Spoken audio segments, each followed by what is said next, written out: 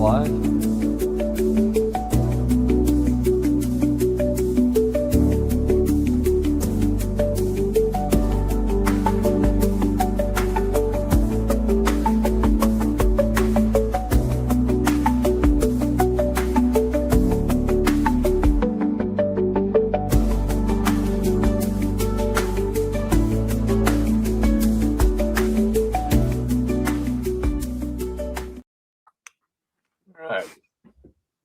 All right, we're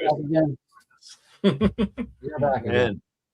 Hey, Michael. Hey, thanks for coming back. Thanks for finding us and joining us again. We appreciate that. Yes, thank you. Yep, my screw up. Hey, I said it was testing out equipment. So well, like I said, it'd be cool if it wasn't, if it was just legitimate stuff we were, but yeah, it's crazy how it immediately attracts the spammers.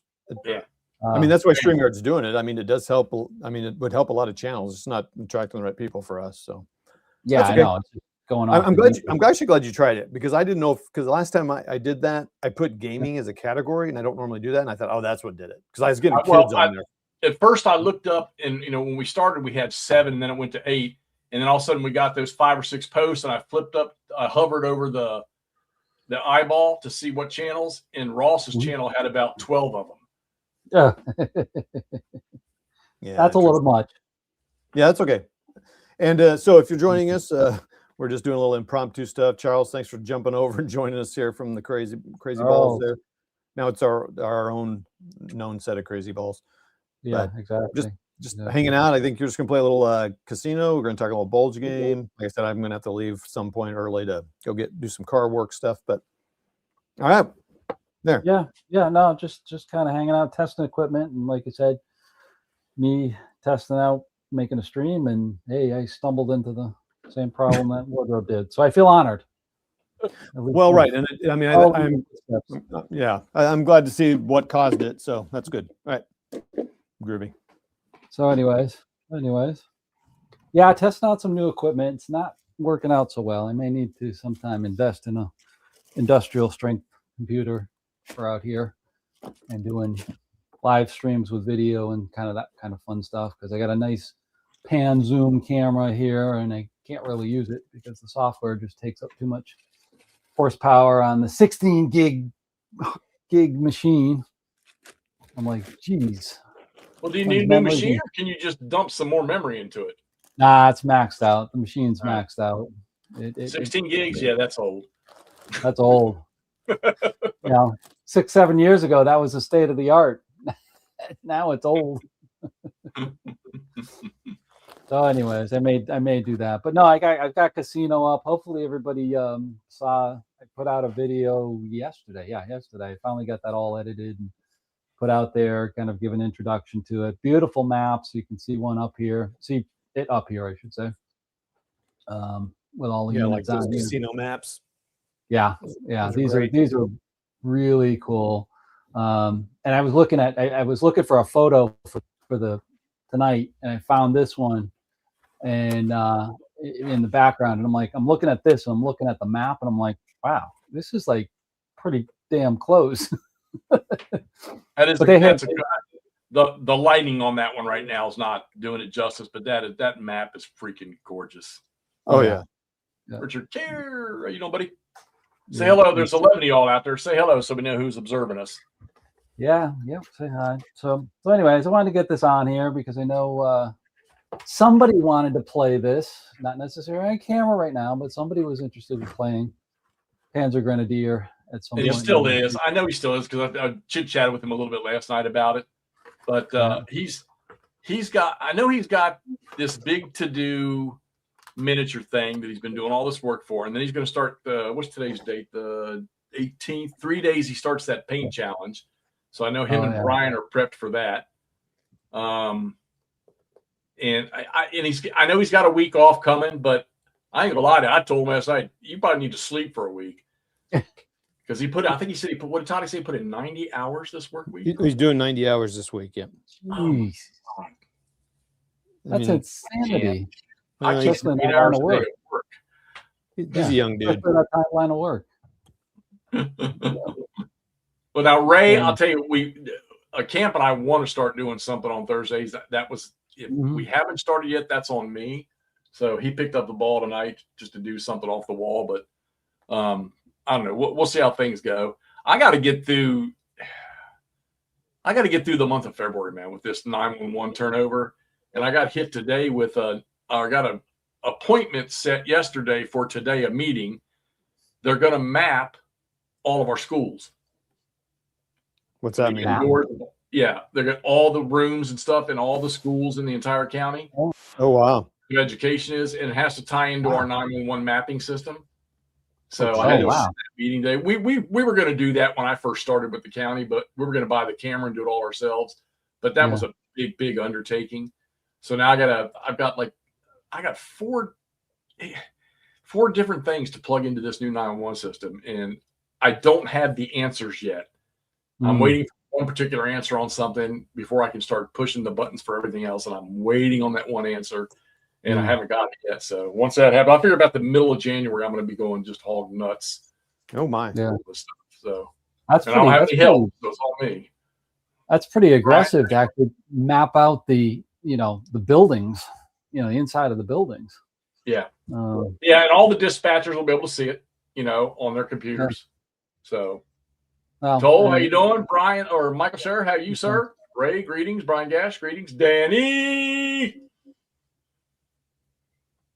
Yeah, this was definitely random. Yep. So anyways, so testing out some new equipment, finding where it's breaking, finding where it's going, and also playing a little Panzer Grenadier. I don't know who's played out there. I know Charles played a little bit with it years ago. I used to play this all the time. Quite a bit. You can see me up on pghq.com. I've been up there a number of times. And if you actually look in the latest rule set, you'll find somebody who proofread it too. All right. So, yep, it's all good stuff. No, it's the original box, and that's it. You have the original box, yeah. I mean, it really is fun. I mean, it gets you down to the tactical level with it, and that's a good question. Well, you're the only one that can answer that because I can't. Yeah, did you see that? I didn't know they're coming out with that thing. Yeah, I didn't either. I mean, I was surprised. I was like, oh, they're retrofitting that. I didn't. If we can talk about that a second, I didn't realize that. I thought they were just going to simplify the rules, and so I didn't know they're making new counter sets, new. I guess it makes sense. They have to kind of redo the scenarios a little bit because it's like ASL and ASL starter kit. You can't play full ASL scenarios with starter kit rules because there's terrain, but pretty much they don't do any different counters. I think not using different counters. I think they're using different counters, right? I don't know. That's one question I have. I'm just wondering, are they having different counters for the games? I mean, here's the thing. Could we get one of the guys on a Saturday stream to interview him? Could reach out to Nathan. Paul, let's go. Get to work. Get to work. That would be awesome, wouldn't it, to hear from them? Like now that they're releasing it, we can talk. I think they would be more open to talk about it. That would be cool. Yeah, let me try to reach out to him.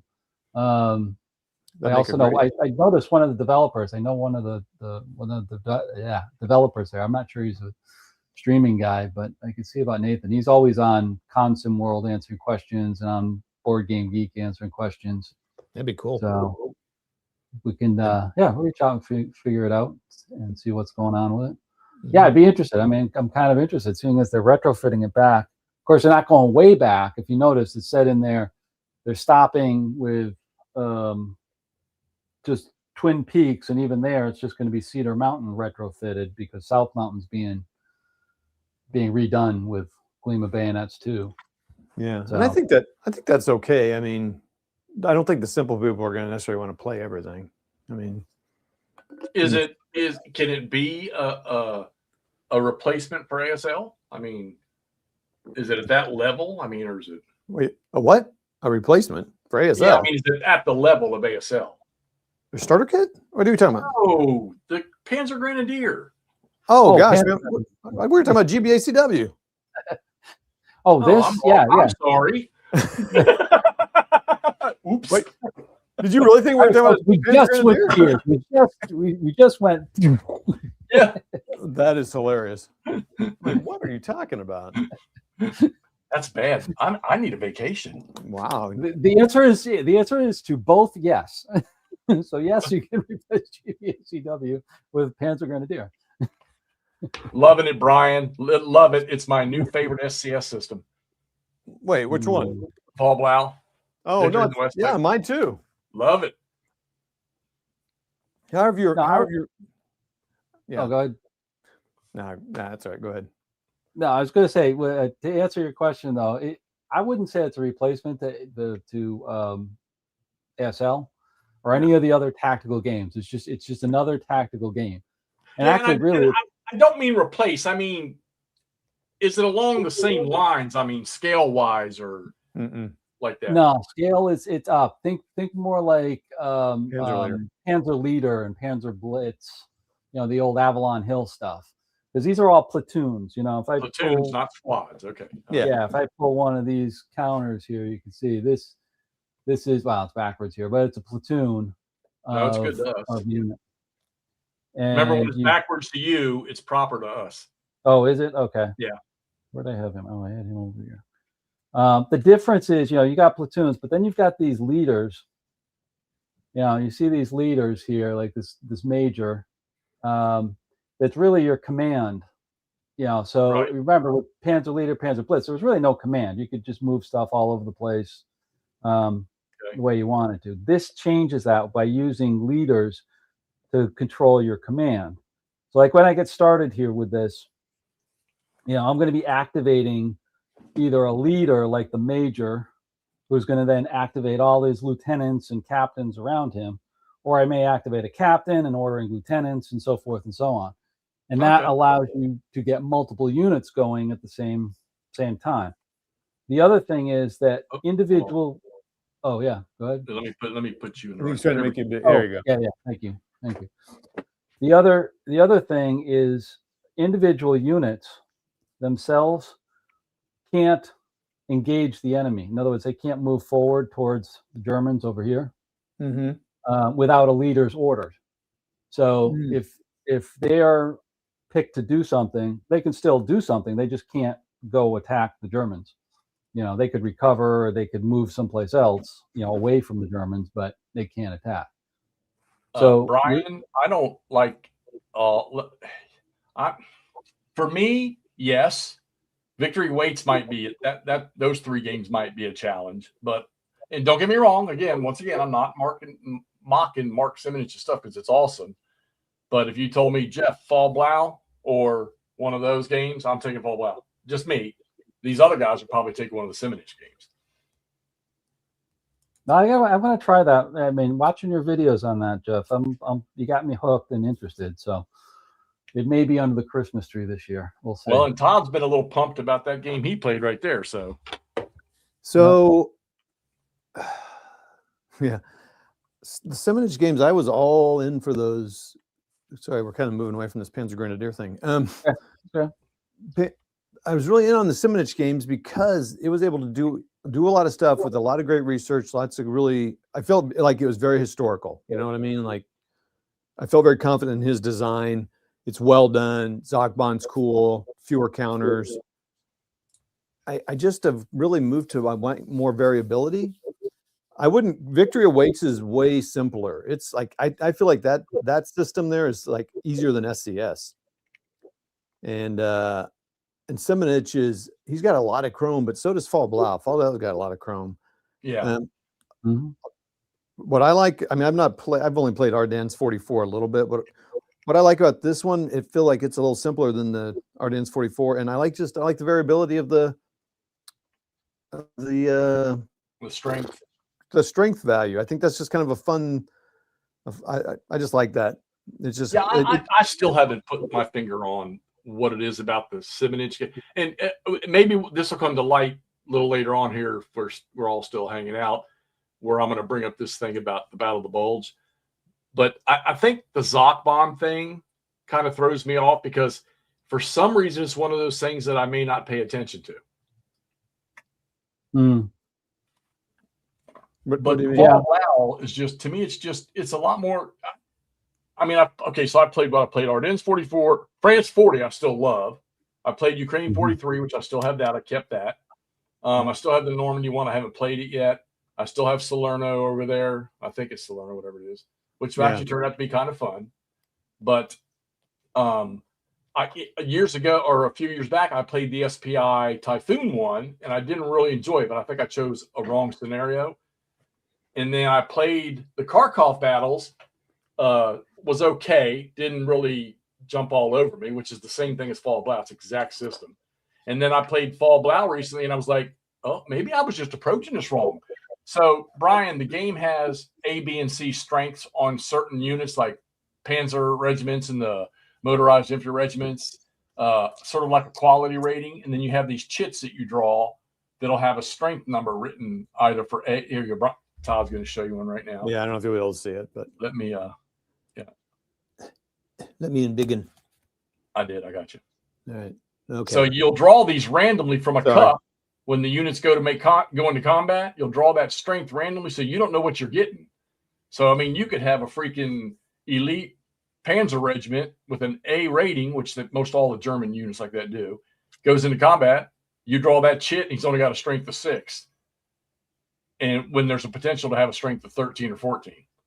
So, yeah, so there's that. And then this one has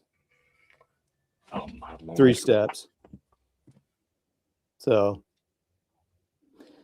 that's the variability there. You can check out Jeff's. I mean, there's a few of us talk about it on our channel. So I don't know. I just like that variability. I don't know. Yeah, you're going to get a different game every time you play because you're going to get different chits when you pull. It's compass. I also like the commitment part of Fall Blau, Victory in the West system. And what is that part? So you'll get issued support points for each turn, and you assign the support points to headquarters units, command units, and then those anybody that sits within range of those units, maybe by nationality, they can activate with full support as if they're getting full supplies for that. Which a lot of the Eastern Front, especially with the Germans, the focused attacks, they supplied those attacks. So, Okay. So it's support points, and you can kind of allocate your, not reserves, but supporting units, tanks. Oh, yeah. And Panzer, motorized and mechanized forces for the Germans, they have to be supported by a Panzer Corps headquarters unit. They can't, regular infantry or Wehrmacht type infantry headquarters can't do that. And then, of course, your foreign nations like the Romanians and Italians, they have to be supported by headquarters of their nationality. So you're not going to get, and I'm kind of excited to want to play the campaign game because I played all the single scenarios except for one. And it looks like I need to do some reading about Case Blue when it started, how the attacks started from the north and funneled down in the sectors, because we need to take this bridgehead, secure this piece of the river, and then the next one moves in, then 6th Army moves. And with the way the support points are issued to get commands supplied and moving, I don't know, kind of like a lighter version of what OCS would be like in a way. Yeah. So, Brian, there really isn't that much. I mean, that's the main variability. There are a couple other things that are variable, but this is the main variability, and it's somewhat controlled. I mean, you know what your range is. It's not bad, but I like that in the game. If you don't like that, then yeah, definitely. Yeah. I mean, I played GCACW, which is like tons of randomness. So, and combat modifiers are a lot smoother and easier to deal with. Usually column shifts in this one than a lot of games are. Yeah.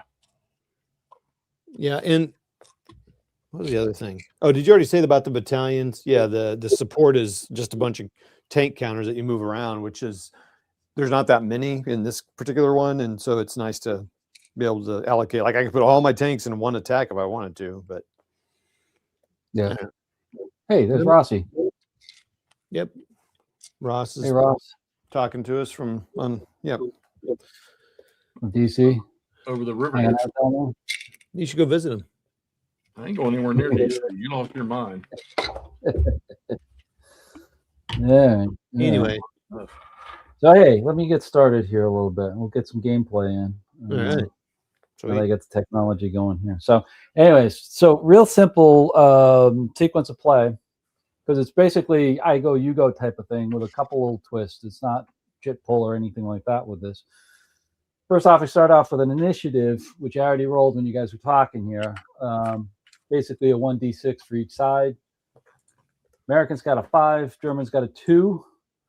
That's modified by what they call their initiative, which is specified in the scenario. And the Americans have 5 for their initiative, and the Germans actually have 2.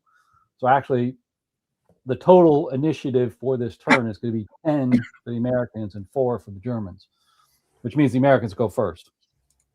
But the nice thing about this is you take the difference between that, 10 minus 4 is 3, cut it in half, and that's the number of activations that the Americans get before the Germans actually can do their own activations. Is this in every game camp, this that variability? Because again, you're speaking to my heart here. Yeah, it is. Yep. It's there. So, and it can go the other way too. I mean, even though the Germans are essentially on the defensive and they only have a 2, you know, a bad roll can give the Germans the first initiative for a particular turn, which can make a difference because you can take the opening shot or, you know, do something to screw up the other guy's plans. Yeah. When you're going through there. So in this case, the Americans have actually 3 activations that they can do. Now, in here, what they call the back and forth is the activations. So the Americans will get their activations, then it goes over to German for an activation, back and forth like that. But Americans could do 3, or they could save them for later and interrupt and do 2 at a time and things like that. So you do get that kind of variability to this. So then the next thing is just goes back and forth with either moving, shooting, recovery, all the activities any of the units kind of go through, and I'll highlight them as we go because this is going to be pretty brutal right at the beginning, and I should kind of highlight this again to show people. This area right here in blue, dark blue right here, this is actually a flooded area. This is where the Rapido was flooded by the Germans upstream. So this is going to slow down the Americans on here, crossing the Rapido, which is right on this hex line here. It's hard to see with the blues, but right next to the German units through here. And they've got to get across there, get over, try to take these hexes over here, these barracks hexes, and maybe the hill over here, and just kill more Germans than Americans get killed. But they got to cross the river, which is going to be fun here. So what I'm going to do is I got a stack of units right here. That's going to be my first force in, which is going to be lieutenant and sergeant plus heavy machine gun platoon and then 2 rifle platoons. So I'm going to try to get them in there to try to soften up this spot right here. Now this is going to be a little bit tricky because the German leader over here, the lieutenant, this is a very good one because he is a morale of 10. You know, think of that just like ASL morale. The higher the morale, better. So he's going to break only on an 11 or 12. So that's going to be pretty tough. Yeah. Plus, he also has, you can see there's 2 little 1s. There's a 1 here and a 1 here. Those are the combat bonus and the morale bonus. So he can actually add 1 to the firepower of the units that he's with, as well as up their morale by 1 too. So that makes him pretty powerful right over here. So it's going to be a tough fight to get over. But otherwise, if I go here, you know, I've got this captain shooting at him as well. If I try to move over here, that's going to take a couple of turns because of the flooded hexes and so forth. So it's going to be pretty brutal on the Americans, which it actually was, trying to get across. I don't know how many times they tried to get across and they barely made it or they failed. So anyways, we'll start off here. I'm just going to move single unit. I'm going to move up just 1 platoon because we will have kind of an ASL style defensive fire in here. So this guy moves up. At this point, this guy over here, this lieutenant, can now take a shot at him with opportunity fire with the Grenadier unit underneath them. And, you know, you kind of want to move them up slowly because these guys are going to shoot at them. Now they get 2 defensive shots to use at any point in time when they're moving up here in a turn. So he's going to move up here first and try to draw some fire. So this guy's drawing fire. Now, I do this for 2 reasons. One, to highlight what the shooting is going to be, and then 2, you know, trying to draw some fire to get these other guys up here too, because somebody's got to get in there to get close. Can you move as stacks, or you're only allowed to move like 1 unit at a time? You can move stacks if you're in a situation like if these guys were sitting, you know, way back here and moving in as reinforcements. Yeah, I mean, you can move them as a stack. The rules say, you know, you move 1 at a time, but obvious cases you can move stacks across there. But it's in your best interest to move 1, because if somebody's shooting at them, it's going to only hurt that unit that moved. Gotcha. Rather than the whole stack that's on there. So anyways, I move this up. The other thing I'll say is this is a night scenario. I think I said that in my opening video there. So the visibility is only 1 hex in the night scenario. So yeah, it's going to be a little bit tricky because ultimately I want to get this leader, one of these leaders up here too, because once they get up here, I can then use what's really powerful in the game, which are offboard artillery, which is represented by these couple. Oops, I got it upside down. Let me turn it around. These couple of chits here, and that gives you like a 24 firepower, which is really good. I mean, it's heavy duty artillery coming in here that you can land on units that a leader can spot. So if I get a leader up here, you can spot them, and we can start pounding on them with that. So that's my ultimate goal, hopefully.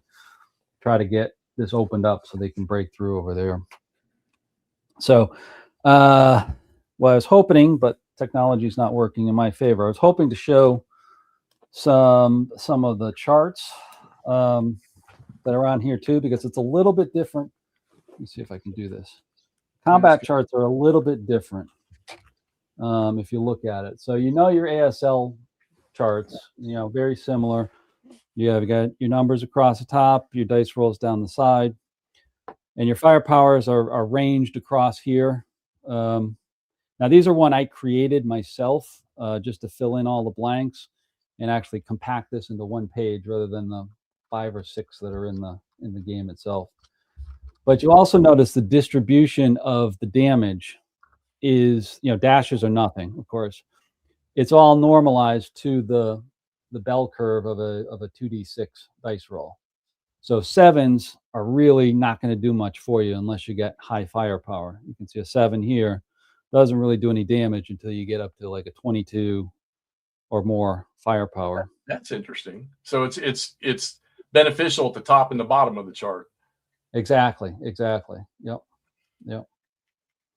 And the other thing is that, you know, the firing and stuff, and this is one thing that throws people, the firing really just causes morale checks a lot of the time, because that's what the M's and the M1s and the M2s are. And then you see your X's and the 2 X's, you know, those are kills. You know, you step loss them and stuff like that. But you really got to get a lot of firepower or get really lucky here to knock them out. What's an M? Yep. What's an M? M is morale check. Okay. Yep. Just doing a morale check. So, you know, the M's and stuff, morale checks, that's going to degrade them over time. So, you know, what's going to happen if they fail a morale check, they're going to flip to disrupted and then demoralized. And both of those things cause losses of either strength or morale or both, depending upon how severe it is. And if you fail a 3rd time of a morale check, you start taking step losses. So, but it's really tough to wear people down over, you know, 1 shot at a time type of thing. So, you know, the direct fire and the bombardment is good to get morale checks to make them harder to get in, but the real killing is with the assaults. So you have this assault table too, and this is where you go hand to hand with the units. You know, you'll get the platoons against platoons in the hexes themselves, and this is where it gets really nasty, because you can see as you get more firepower, and you can see the firepowers here are are a little bit lower, you start getting, 1-step loss, 2-step losses, 3-step losses, that type of thing as you're going along here. So that gets really brutal. So the real goal is actually to get into the hex and, start assaulting them to really start destroying the units on there, or, heavy morale checks over there as well. So anyways, I digress there with a little bit, but let's go through a little bit of combat here. So we've got this unit here. He's a 6 firepower. And remember I said this is a good leader. He's got a +1. So he actually winds up being a 7 strength point. So if we look over here, I don't know if you'll be able to see it or not, but here's this column right here is the 7 strength point. And that's what I'm rolling on. So basically a 5 or less or a 10 or higher is going to do some sort of damage. So let me take my dice. Oh yeah, of course we got column shifts too. There's a whole bunch of column shifts that come into play here as well. And you see I've got these listed down below. I won't go through all of them. I'll just apply the ones that are here. Now, these guys shooting into here, because they're moving, that's an automatic column shift. And all the modifiers, I should say, are column shifts. They'll either go left or right on the columns. So you're always looking for more column shifts that you can apply. So first off, because he's moving, he's going to get a column shift higher. It's going to get 1 column shift over there. Another one that's even worse is that he is adjacent. He's now adjacent to them, which is actually going to make +2. All right. So now he's actually got 3 column shifts. Then it's nighttime. That's going to be a column shift the other way. So it's back down to 2. But the special flooded hexes and these hexes here actually give another +1 column shift. So it's 3 column shifts. So we started, as I said, on the 7. Now we're going to go 1, 2, 3. We're already up to the 22 for him to fire on here. So we're actually going to get some sort of hit, with this roll. Let me put my dice. Oh, they're there. Let me see what we can get. I'm getting long-winded on it, but I think it's good. People may have played this or seen this before and everything. So let me roll this up. Oh, geez. Germans are starting off good tonight. Rolling a 3. So a 3, let me just look at it and I'll show you. Yep, that's what I thought. So if we look at a 3 on here on the 22 column, that is an X. All right, that is an X, meaning that's a step loss. All right, so actually good to show you guys step losses there, and on there. So what that is just a simple flip over. So he goes from a full platoon to a half platoon, like that. You can see he's reduced to 3-3 rather than being a 6-3. I like these counters.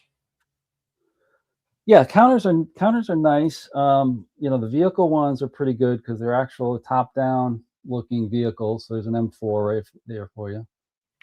Is there facing involved in this game? No facing, not really. The only real thing you can get is with the tanks. Kind of, the flanking bonus you get with blind swords. Oh yeah.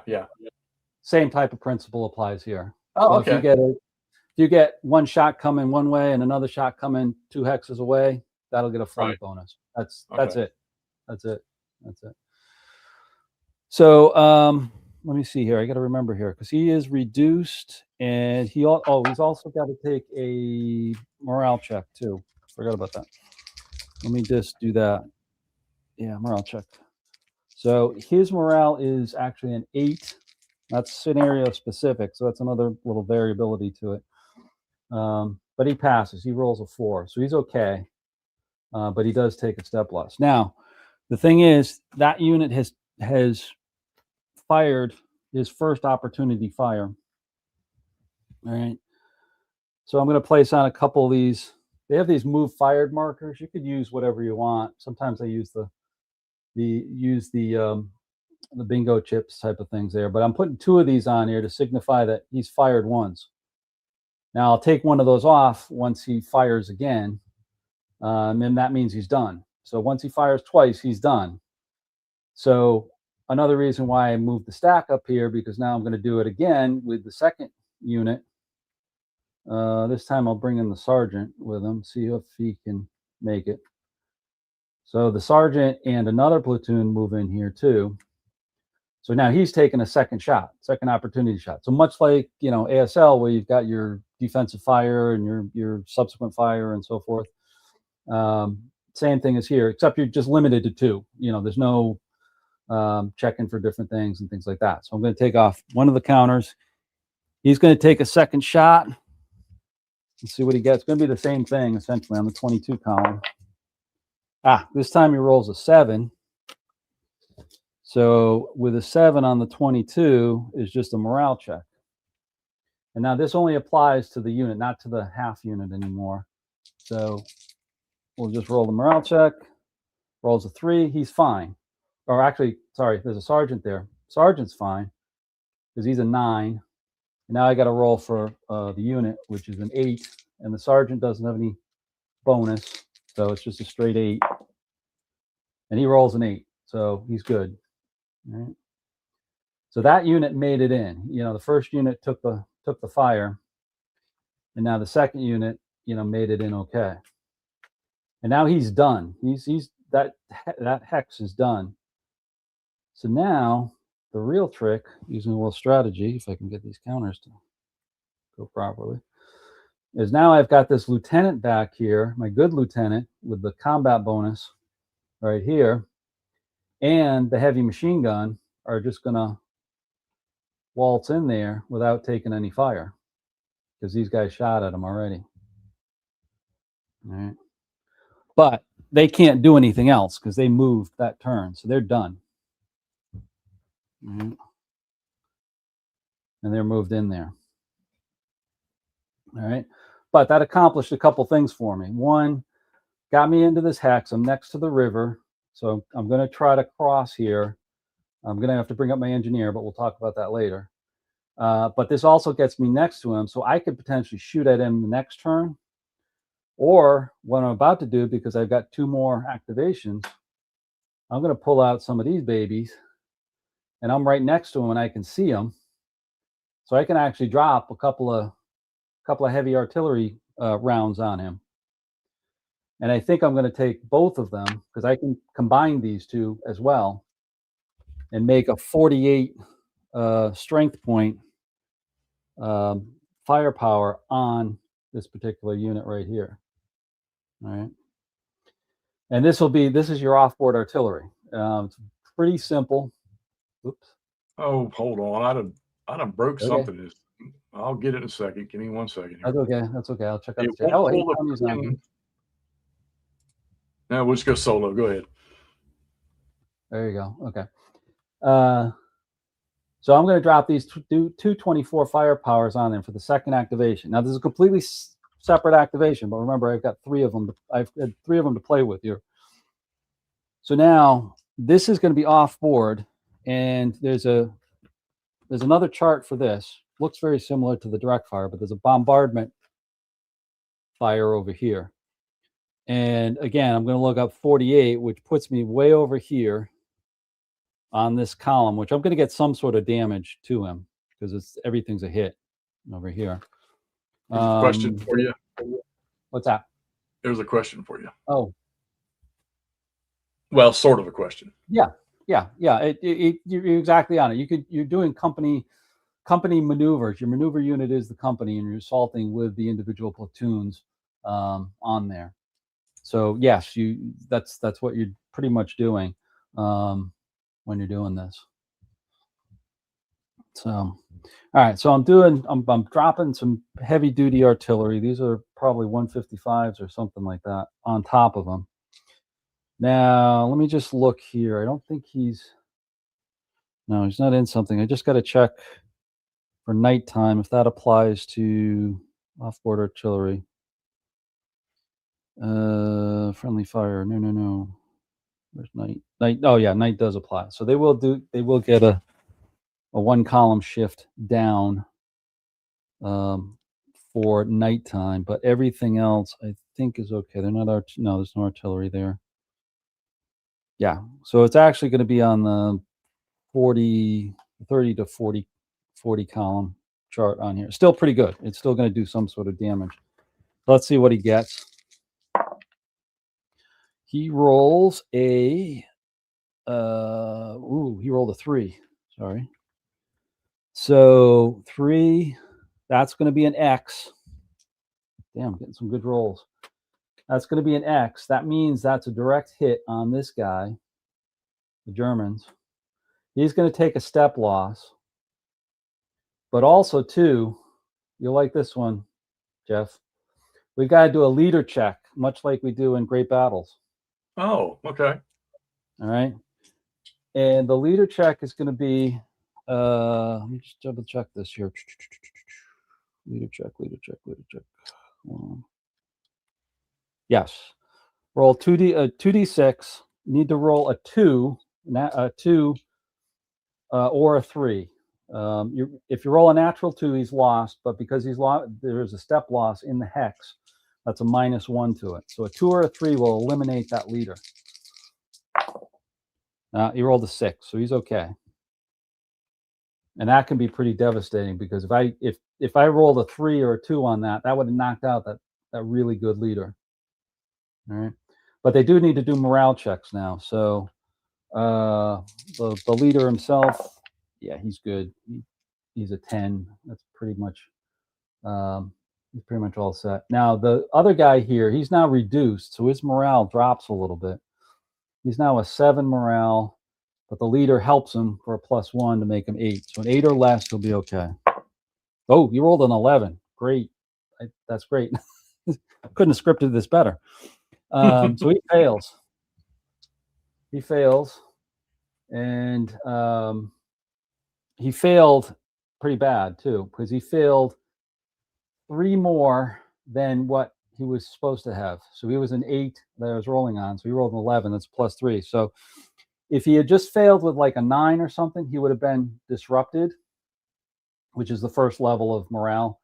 But he's actually demoralized, this is even worse because he can still shoot, but he's only half strength. Plus, he loses a morale point. So his morale now is down to 6 when he's demoralized like that. So all that heavy artillery just, blew him up.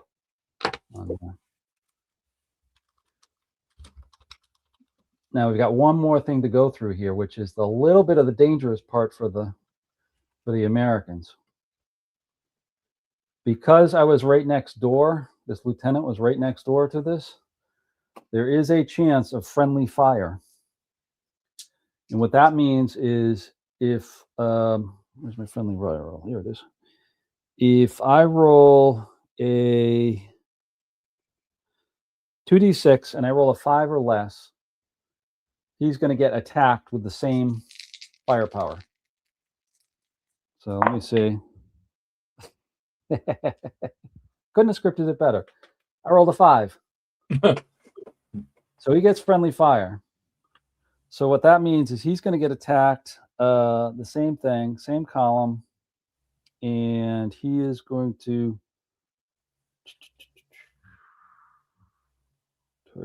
yeah, that's actually a -1 for the friendly fire. So he actually is down to the couple of columns. So he may not get hit. If I roll a 7, he's not going to get hit. But let me see what we get. Now I rolled a 10, and that's going to be an M1 on all of these units, all these American units here. So now I got to roll morale on all these guys. Leaders always go first. So he's a 9, going to be an 8. He passes. He's okay. And then I got another leader here. I got the sergeant someplace. He's a 9. He's good. And then what do I feel lucky with? I don't have any morale bonuses here, so I'll do the heavy machine gun, 8 or less. Oh, I rolled a 9. So he becomes disrupted, which means he's going to his firepower is going to be degraded. All right, and then I got 2 more units here to release these quickly. Needs an 8 or less. He's a top one's okay, and the bottom one needs a 7 or less because he's half squad. He's good. All right, so of course the heavy machine gun got hit as he's moving in there. Right. But that did the damage on the Germans because now he's got to either try to recover or he's going to actually be fleeing because he's demoralized. So actually that worked out. So better there was than no expected. bonus. There was no bonus for the leaders being there to help the troops stay. For the Americans, no, because the bonus is the left-hand number right here. So those are all zeros for the lieutenant and the sergeant. Okay. All right. So Actually, I mean, they can get a bonus if they have a plus Yeah. there. Yep. Okay. Now when I picked these leaders, I got pretty crappy leaders for the Americans, to be honest. Let me see, because what you do is once you pick out these, see these are double-sided. There's a lieutenant on the back. He's an 8-0, and then this guy's a 9-1-0. So when you're picking your leaders, they tell you get X number of lieutenants. You pick them out and you pick out however many you need, but then you flip them like you flip a quarter, and that becomes the leader that you get. Right. So you could get, even though you pick the leaders, you could get a crappy leader because the other side is not great. So that's, again, a little bit of variability to who you're going to get for leaders. Because like my major here, he's only a 9-0-0. He's good for ordering people, but not much else. This backside's pretty better. He's a 10-1, better morale, and he's got a combat bonus.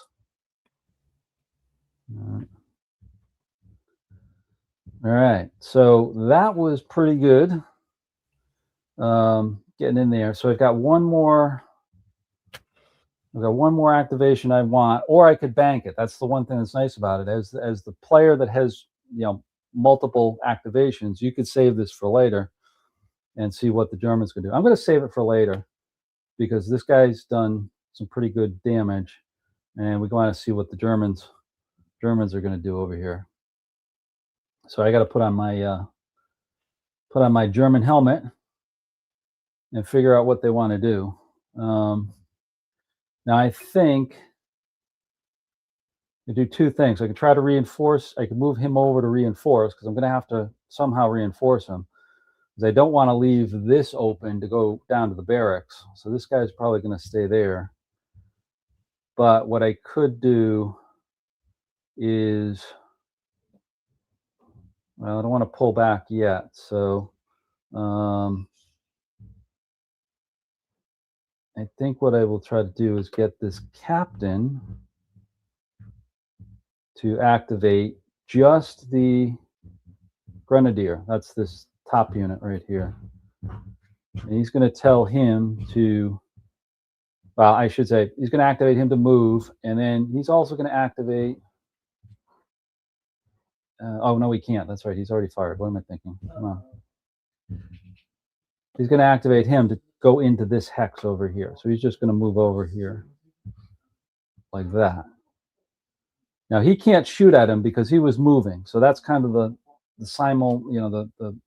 synchronous, the asynchronous approach to this is the fact that he's already moved, so he can't shoot at him, but he can reinforce him over there because this guy is demoralized. He's not in good shape, and most likely he's going to be running away if he doesn't get rallied the next turn. All right, so that's the German activation. So now it goes back to the Americans again. So it goes back and forth like this between both sides. Now what I'll do now, just to show how it works, is I'll do like a multi-hex activation. This one I just activated one, but now I'll do something like, say, activate the captain up here and have him activate this lieutenant over here as well, because I think this captain, no, he has a flamethrower. Where's the, forgot where the engineer, oh, here's the engineer. Oh, he's with the major. Okay. Because I'm going to need, there's an engineer unit right here. You can see him, the engineer. I need him up here to provide support to get over the river. Like this guy cannot move into this hex because this is a major river right here. So I've got to have an engineer up here to help him get across into this hex. So I've got to get him up here. So maybe what's going to be better is to activate the major, and we'll also activate the lieutenant here. So how this works is major obviously is higher command level than lieutenant. So he can activate his stack that's in here, but then he can activate anything that's around him in each one of the hexes. So you've got the lieutenant here. I could activate the captain, again, lower rank. I could activate this lieutenant over here. What's he got? Oh, he's got the mortars. No, I don't think so. But I can't activate the tanks. The tanks are independent, and they move independently of them. They do have leaders, but it's inherent within there. So I won't get into that detail yet. But I'll just do these two guys activated. All right. And I think I'm going to activate them to move. All right. Oh, we've got quite a few people here. Sorry, I'm blabbling on without looking at the feed. So we're going to activate these guys. And I think what I'm going to do is, first off, I got 3 more platoons. I'm thinking about moving them up into here. Now, if I do that, they're going to get, that's a heavy machine gun here with a firepower of 9 with the leader, which puts them up into pretty good firepower if I move into there. But I need to potentially take some pressure off while I get the engineer up, because the engineer is not going to get in here this turn because he's fully stacked. He's a 3 stack. Stacking's only 3 high, I should say. So he's already fully stacked. Yep. Combat units, right? Combat units. Yep. Leaders, you can have as many as you want. So I can't get the engineers up here this turn, but I may want to hedge my bets and try to have a second hex to go after here as well. All right, let's do it. Let's do it. So we're going to do the same thing. We're just going to move up 1 unit like that. That's going to trigger him most likely. Now, if you're playing this 2-player, this is where the back and forth comes in. You could hold your fire if you wanted as the Germans, and wait and see how it develops. But in this case, it's probably better for them to shoot. So he's going to fire. He's 10 firepower. He's going to shift up 3 times because for movement, proximity in the flooded hex, and then night, that all adds up, +1, +2, plus 1 more, -1. So it's going to be a +3. So it puts us on the 22 again. So let's see what that's going to get us. Probably a world of hurt.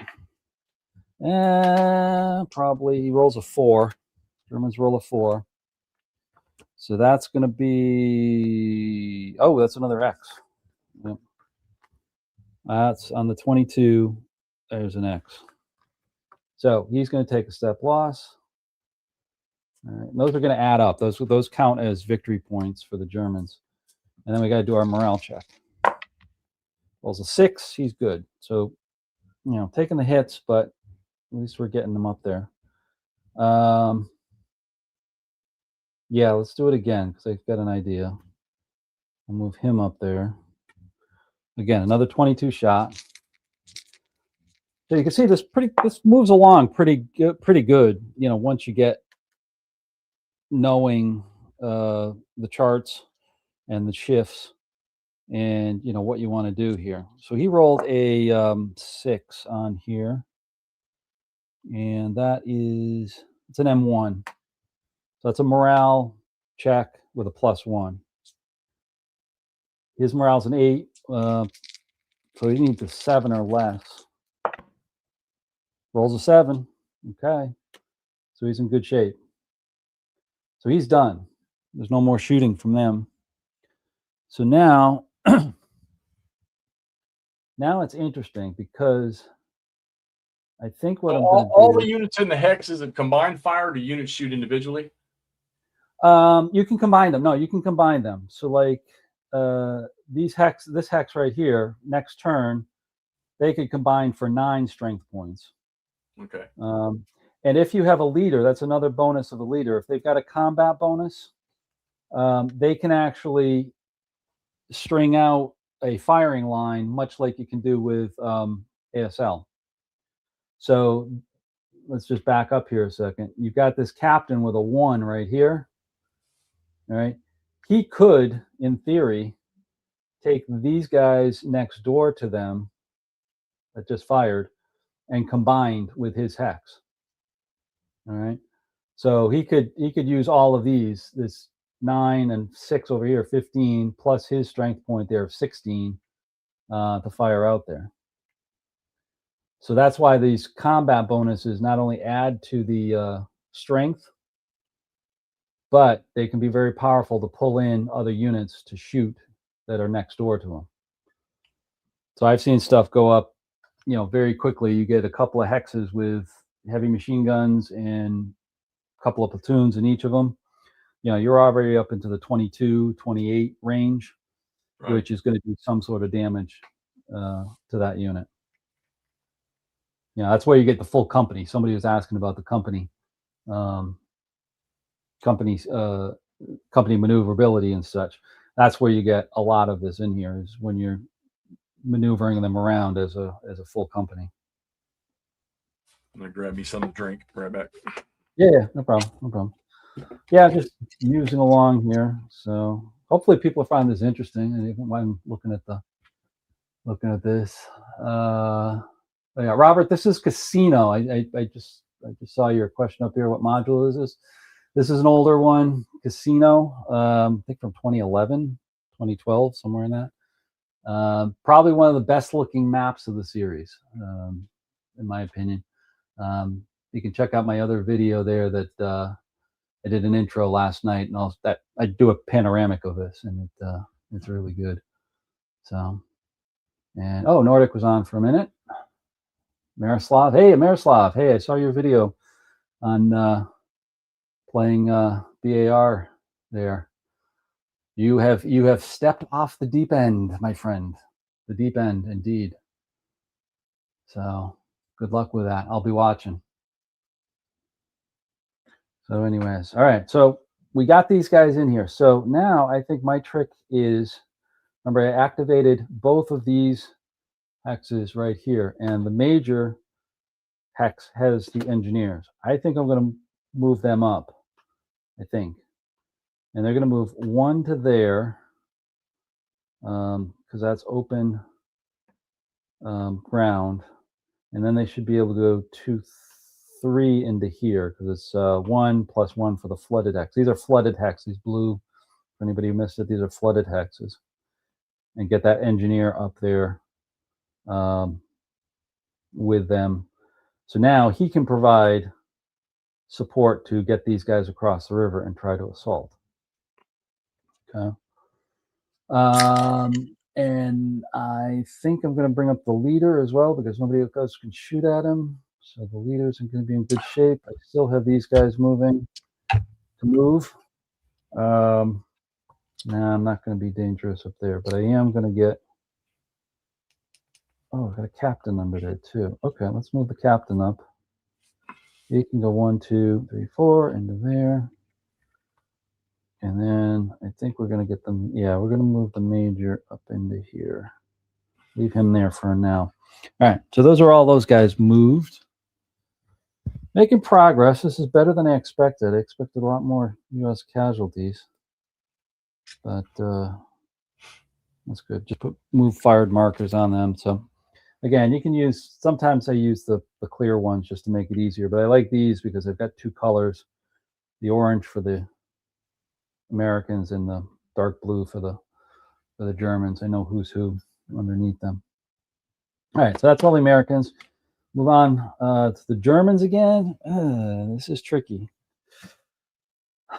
But I think we need to shift people to the left, to the right. Excuse me, looking at it upside down. Question. Yep. You have a question, Jeff? No OBA for the Americans. Question. That's what Robert says. No, they do. They do have OBA. I used them already. I don't know if you saw them, Robert, but I used them. They've got two 24s, 24 modules. Yeah, he used them a couple just right before you came on, actually, Robert. Yeah, I used them on these guys. Did some serious damage to the Grenadiers in this space. Didn't take out the leader though, but did some serious damage. Now the Germans do have OBA as well. They've got a 20 firepower factor, which could be useful at this point because the Germans can actually see them. They're right next door, even though it's at night. Smoke? That might not be. What's that? Is there any smoke? Yes, the Americans do have smoke. They can use smoke with the OBAs if I wanted to. But I'm not sure I want to do that at this point. But I think I'm going to take the Germans. I think it does make sense to have the Germans use their OBA on that stuff. So this will get interesting because there are 20 strength points, which, just to show you here, starts them out in kind of a okay column. 20 strength points is here, 16 to 20. So, you know, good chance of misses. 6s and 8s miss, and what, 5s and 9 and aboves hit on there. But there's going to be some shifts. There's one shift because we have 3 platoons in here, or 3 combat units, I should say. That's not an overstack, but it just makes it a shift up for that. So they'll get a +1 for that. Yeah. They'll get +1 for the flooded hex. So that's going to be +2. It's going to be -1 for night. So it's going to go back down 1. So there's no possibility for drifting or wind or whatever? No. There's the only real drifting is the friendly fire. Right. Which is basically if you roll a 5 or less, which I'll have to check. Actually, both of these German hexes will have to check for friendly fire. But no, there's no ranging in. There's no, any preliminary stuff for this. It's just, they just shoot. And it's kind of baked into the tables, as I showed, because, if you're going to more than likely roll a 7, that's going to be your chances in there. And that kind of right weighs in on the fact that, maybe it's delayed or maybe it's off the mark or whatever on there. So trust me, there's a number of times when I've hit on the 30 column, pretty much anything but a 7, and I rolled a 7. Yet at the same time, it probably is not listening. I had playing this one time, came down to the very end. I was moving up some M10 Wolverines, and all I had to do was to get them up into the victory hex.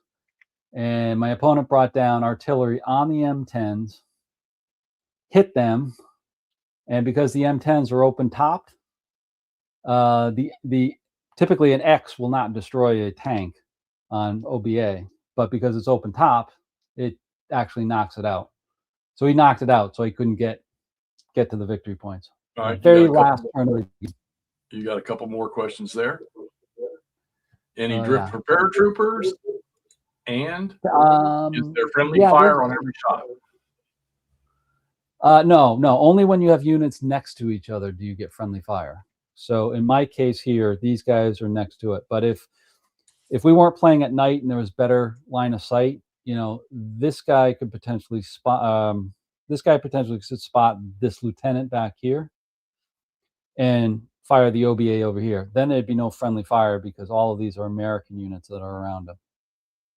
So, there's Charles with the paratrooper scenarios. There are some that have drops on them. I think there's a Crete module, and those do have some special rules for that. So, but all pretty straightforward. I mean, it's not much different than what you see in ASL, if I remember correctly.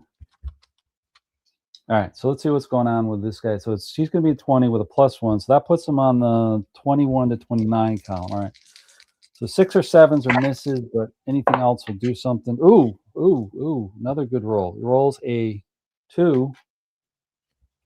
That's going to be a step loss. All right, so move that off there. So I've got to take a step loss on one of these units.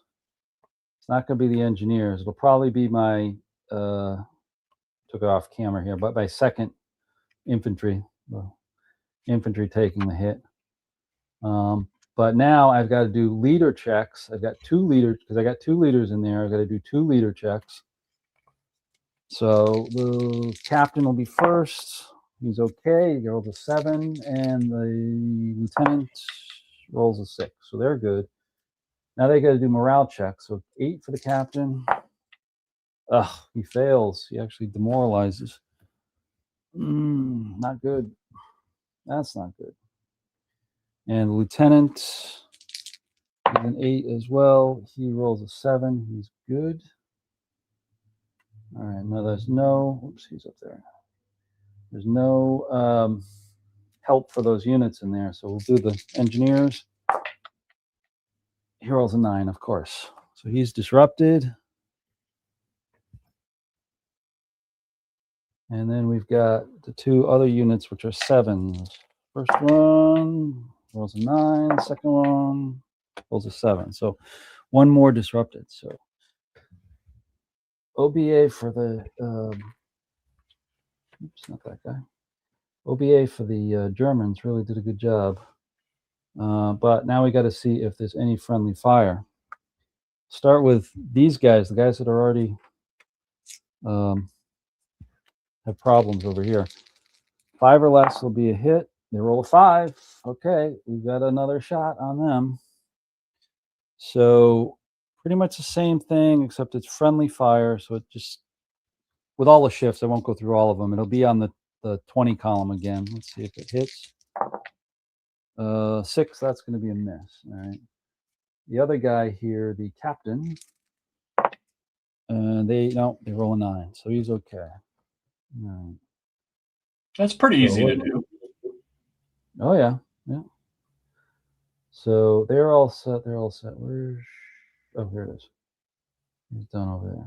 So that's that one. So that was German's number 2, right? Yeah. Okay. Now I'm also keeping. If you notice, I got another little dice sitting over here someplace. There we go. I'm keeping track of the number of activations because there's also another variability called fog of war.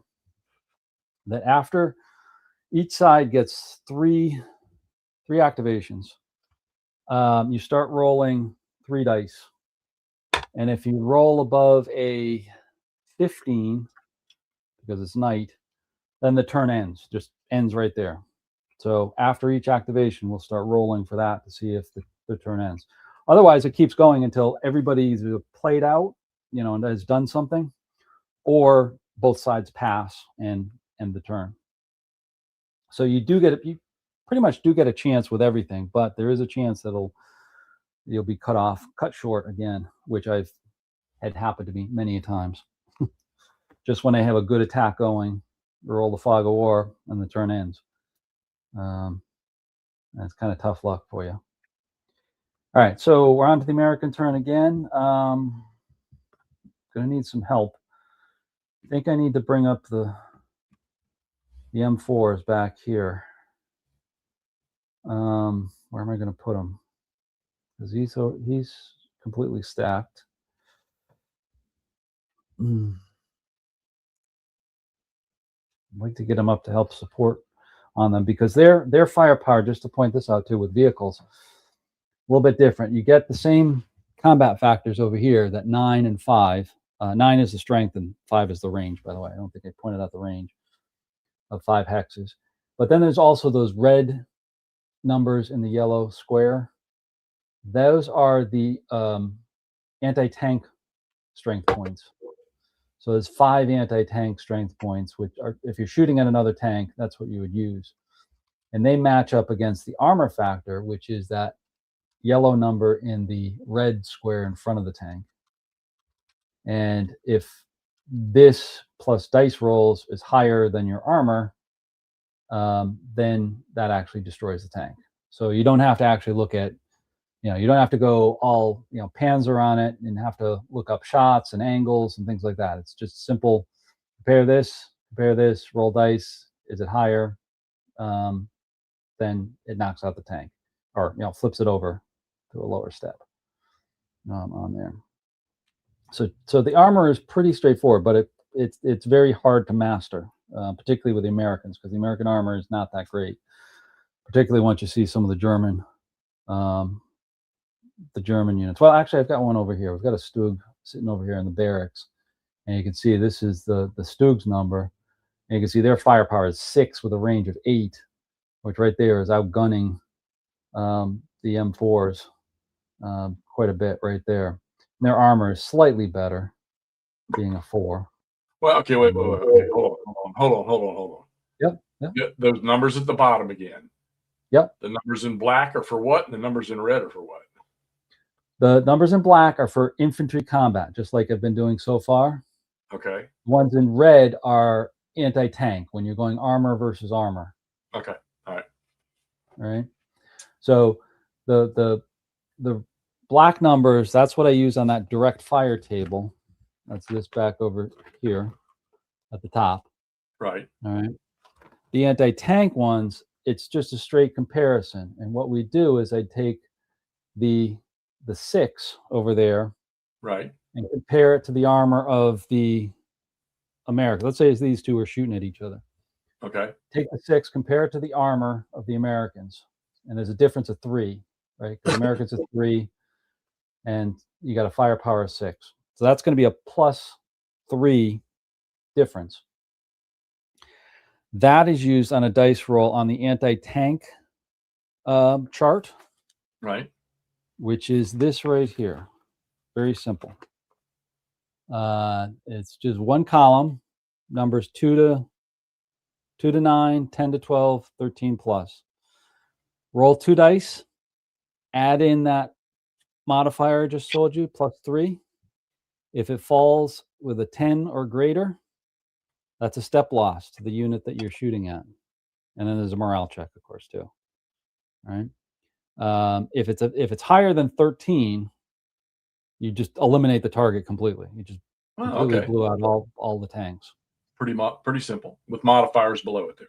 Yeah. There's some other modifiers for it I won't get into, but there's basic modifiers, just your armor comparison up here. So you can see, I got these back on my hand. You can see with the Germans, they got a 6. Versus the American armor of 3. That's going to be a +3 when they're shooting at them. Not to mention that their range is 8 versus the Americans is only 6. That's got I think that's a Stug 3G. Yeah. Okay, 3G. so he's already starting with a 9, right? Or Yep. just a +3 to the die roll. +3 to the dice roll. Yeah. Okay, I got you. Which is significant, because if you look at reverse, if you look at the Americans, if they got a shot back at them, they're firing at a 5. The Stug's armor is a 4, so it's only a +1. All right. To Now answer that question. From Robert. Yep. So there's one. Yes. And one thing to mention, I mentioned this before, but you may not have heard this. There is directional attack, meaning if you have a shot coming in from one direction and then you have a second shot, an activation later coming in from 180 degrees or even 120 degrees, that can get a +1 modifier just because you're quote unquote flanking the tank. You're shooting at somebody's shooting at a rear side of the tank. But that's it. There's no other facing or anything like that. All right. It's all just straight armor versus armor. Because you got to remember, these are platoons. So these are tank platoons that we're dealing with here. So you're looking at 3, 4, 5, 6 tanks, depending upon who you're using. So they're tough to knock out. But with the American tanks, the Sherman tanks, they got knocked around pretty good in a head-to-head fight with the Germans. So that's why they're a little bit tougher. But most of the time you get more numbers with them. Most of the scenarios you have Shermans, you're talking you get 5 or 6 Shermans to like 1, 2 German tanks. So the Americans will have the numbers, and plus they're a little speedier because you can see, I don't know if you can see there, but the American movement, that's the upper number there, is 8 movement points versus the Stug of 7 points over there. And of course, you get up into the not the Panthers, but the Tigers and everything. They've got much slower movement points. I think they're 6 and 5 for the King Tigers. So the American tanks have a little bit better maneuverability to them, and that's what you got to use to do it, to get them. But it's tough. Playing the Americans with the American tanks are tough going against German armor. So that's a little bit of primer on the armor. Maybe at some point I'll do another one with armor on here too, because that gets really interesting as well. Let's see, where are we getting at? Oh, it's 10:30 already. Now we'll keep going here a little bit longer if people are interested, or if we have anything else to talk about. Jeff, I don't know.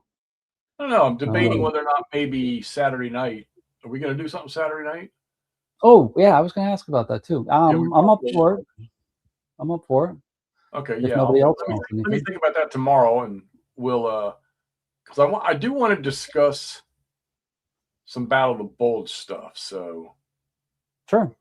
I think I have an interesting question to pose, and I think that we should get I'll either get a lot of retaliation or a lot of input from the audience.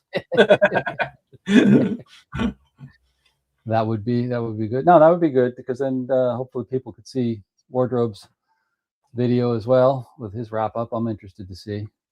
Yeah, I need to. I'm into the second turn, and I'm trying to. Somebody made a comment. I was one of the guys in the chat here, or on one of my. Oh, it was on my short about. I think it was Slav. It might have been Slav. I don't know who it was, but about the game didn't get very good reviews, and I'm trying to see if I come across that. But I think I'm going to have to play about 3 or 4 turns. Each turn is a day. I'm going to have to play about 3 or 4 turns before I understand what it is. I might have an idea of what it is already, but not sure yet. Yeah, we could do something Bulge. This is the time for it. So why is this not? Oh, there it is. I thought I broke it.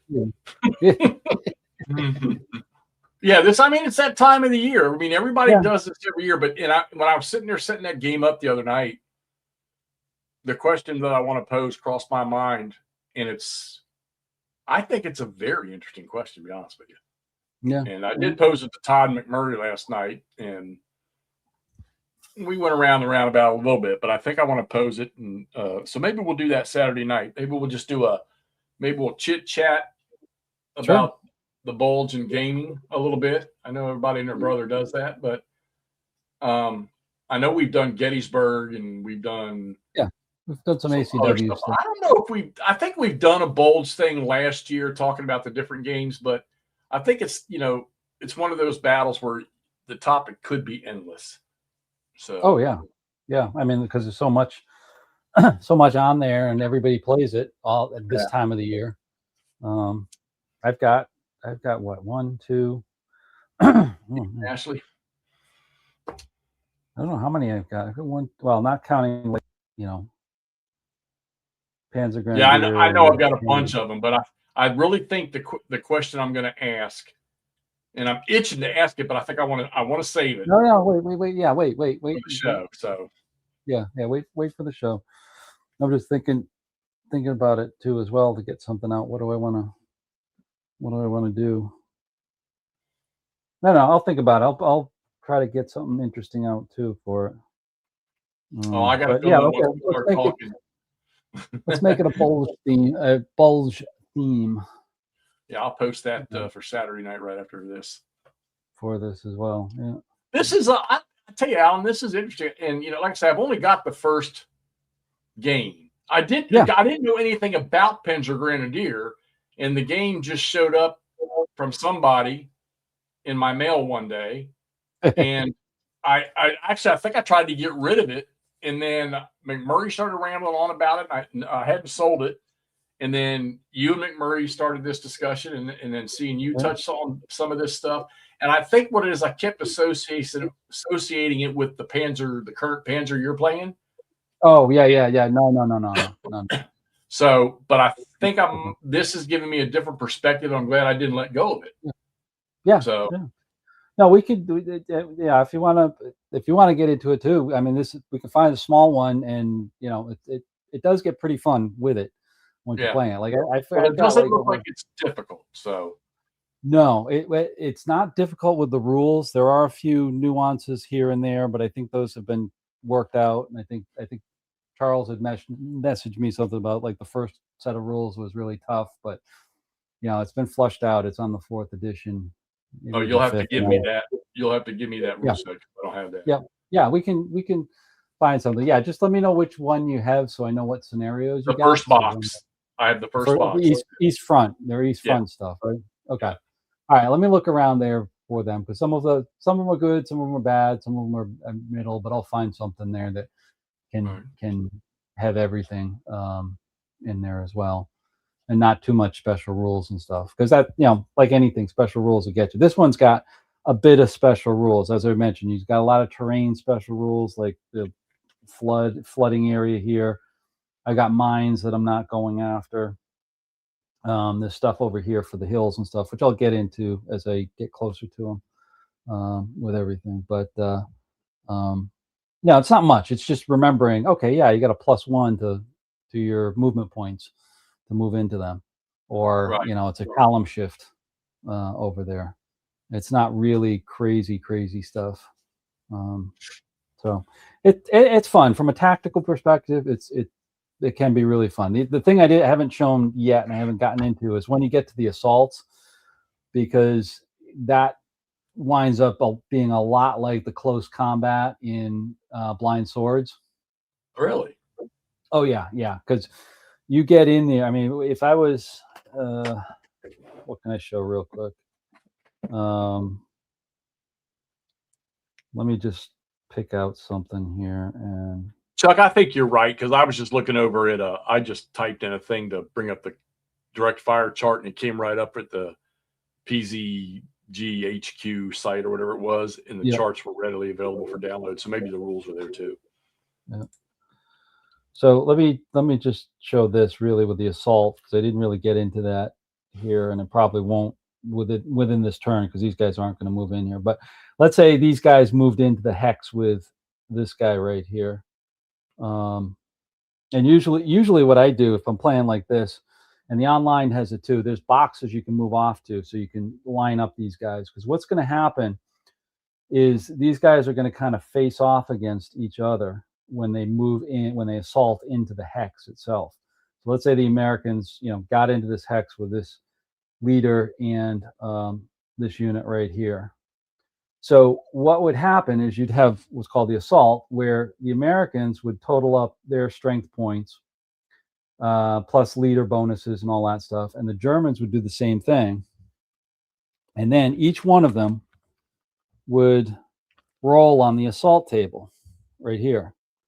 So here, like the Americans have, 12 points. So they're going to be starting on this column. But they're going to get bonuses here because there's a leader with them that gives them a shift up 1. What else am I going to get over here? I didn't really plan this out, so I don't have a tank. But anyways, he's got a leader in here, so that brings him up to this column right here, and you can see he's anything but a 7. He's going to get some sort of hit on it. And then the Germans are going to do the same thing, except they're going to be on the 7 column over here, and they're going to shift up over here as well. So, and they're going to be locked in there in that hex once the assault starts. So they can't necessarily, each side can't necessarily move out until one's destroyed. Really? Yeah. Now you can chase them away. Like, yeah, like so let's say the Germans, got a hit like this, and they're, disrupted, and they're like, I got to get out of here. They could pull out like this, like this. But much like in GCHCW, when you got withdrawing fire, when they move out of here, these guys get a free shot at them on the assault chart. All right. So they're using the deadlier chart, this assault chart, this deadlier one. They'll get one more free shot at him. And most likely, because they're going to get a shift for them withdrawing, they're going to be up on the 18 column. Oh, wow. So they're going to get a hit. Yeah, exactly. So this system is still being worked too, isn't it? Still being what? Worked. They're still doing stuff with this system, right?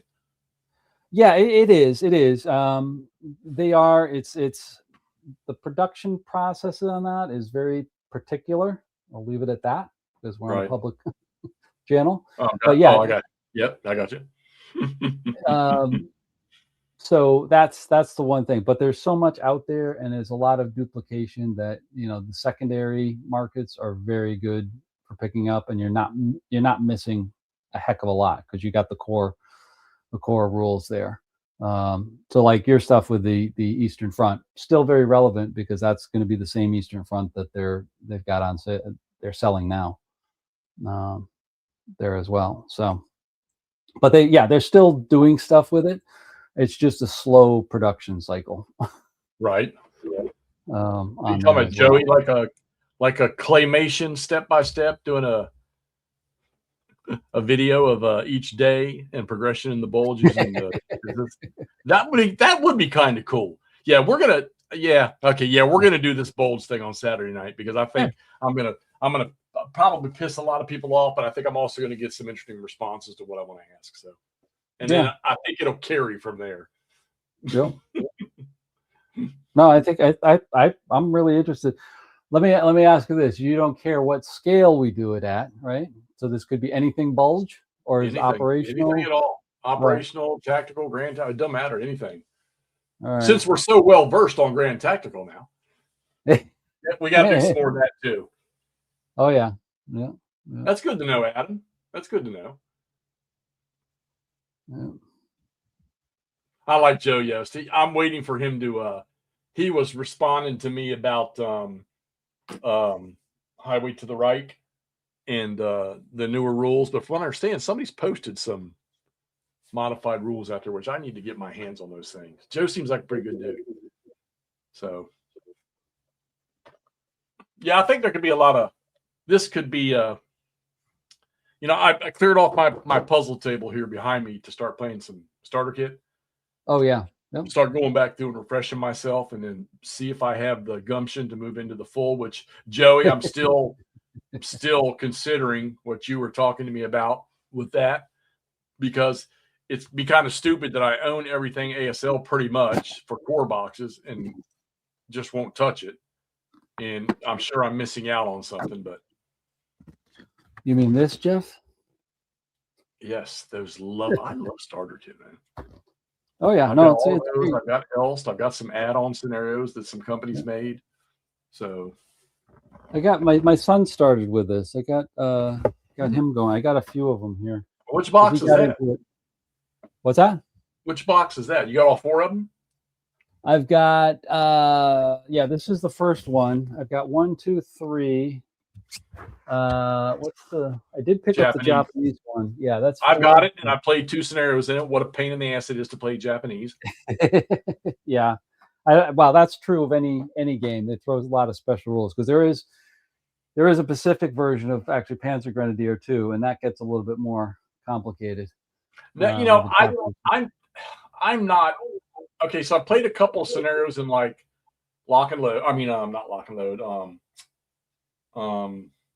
Worthington's the other system I like. Band of Brothers. Oh yeah, Band of Brothers. Old Breed. I played a couple scenarios in that. I played a couple scenarios in Starter Kit. And they weren't. I mean, they weren't bad. They were kind of fun. The ones in Band of Brothers was pretty cool.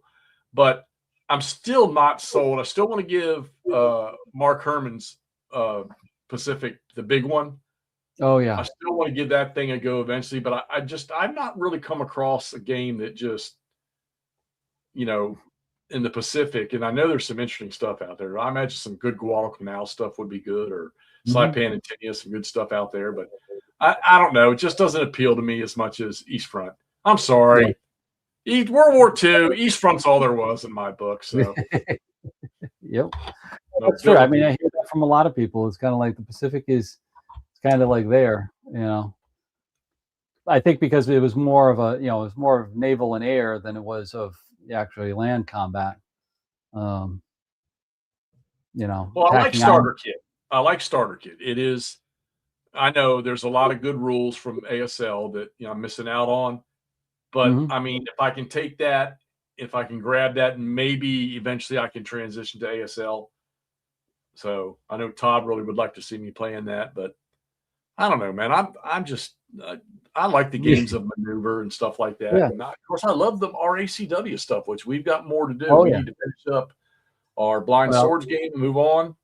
And then we need to play some more of the Army of the Potomac. We need to do that one, actually. I think we need to do another scenario of that before January is over, I think. Yes. Yeah. No, I'm up for that. Now that I know about combat, I mean, the light bulb went on the last weekend when we did it in terms of how to do combat. With it before, I just couldn't get it and I couldn't master it. But then with Mark there, kind of coaching / playing, that really made a difference. Oh, he's a pistol, man.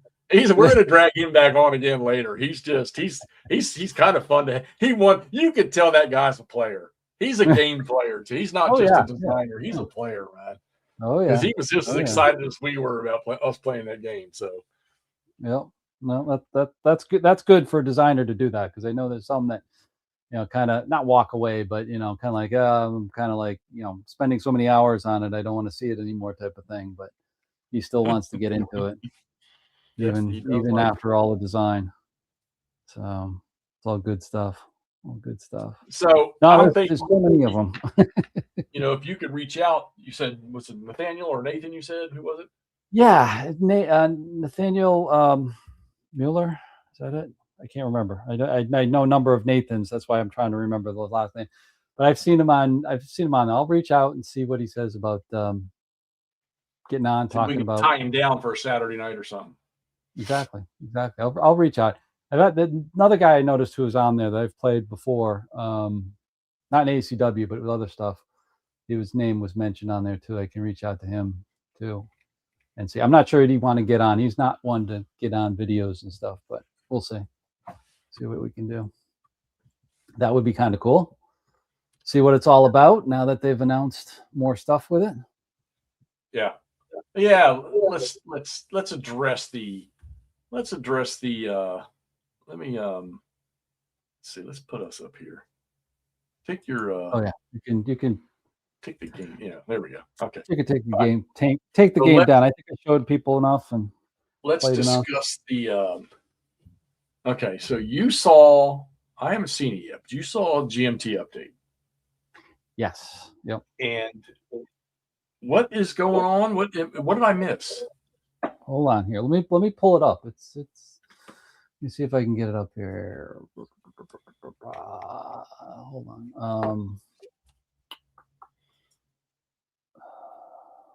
Let's see that. This is going to be GBACW talk, guys. So get ready. Yeah, we're talking GBACW. So if anybody didn't see GMT's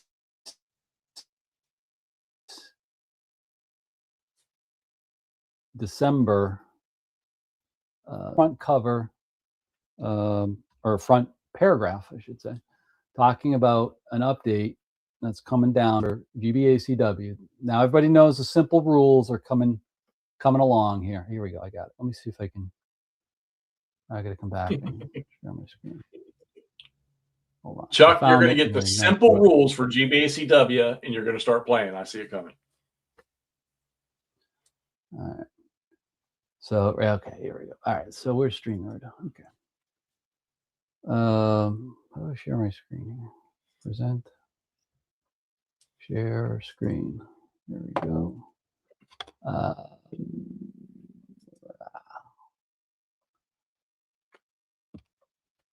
I sharing? No, not yet. There. No, not that. That one. There we go. So here we go. Here's the update. I'm looking at it online here. Monthly update 2025, December 2025. And you scroll down here right in the opening paragraphs. Here we go. Talks about long-awaited edition. going on P500. Simple GBACW 4-pack. All right, if people saw this. And what this is going to do is going to retrofit the simple GBACW rules into some relatively older games. So you're going to have Cedar Mountain for Twin Peaks, Death Valley. Oh, and Death Valley. That, I mean, both that and the expansion all being retrofitted for simple. Yep. Amazing. And the expansion, and then Into the Woods. That kind of intrigues me a little bit, given the complexity of Into the Woods. Yep, that'll be huge. Yep. And then they're also doing By Swords and Bayonets. Okay, so what they're doing, guys, is they're taking these existing games and they're reconfiguring them to be able to play with the simple rule set they're creating. And I'm assuming that every game starting with 3 Dog going forward will be suitable, I would think, to the simple rules. I don't think they would do all this work if they weren't. Yeah. I mean, they give a little bit more explanation down here and what they're planning for. It's stuff coming out in the future is going to have that in there. So they're going to sell a box with these game scenarios in it. Mm-hmm. Now, what about, I guess my question would be is, okay, I own Death Valley. I own the expansion. Am I going to have to buy this new box in order to play the simple rules if I decide to do that? Or am I going to be able to play it? It sounds like it, because let me scroll down here. Sorry to go fast for you, but there's a little bit more down below that I noticed after Wardrobe had sent out the email or the notice. Casca. Yeah, P500. Here we go. There's Napoleonics. Here we go. Now, here's what you're going to get in there.